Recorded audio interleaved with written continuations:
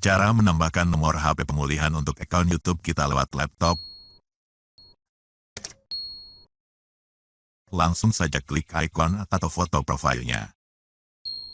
Lalu pilih akun Google.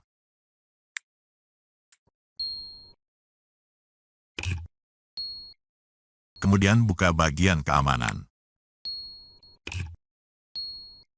Lalu klik pada tambahkan nomor telepon pemulihan atau nomor ponsel.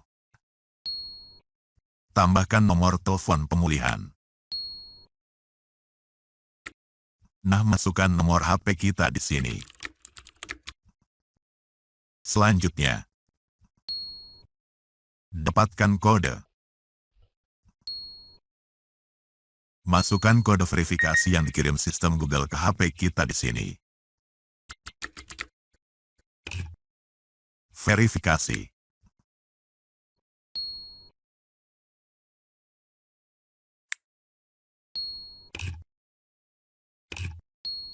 Nah, berhasil.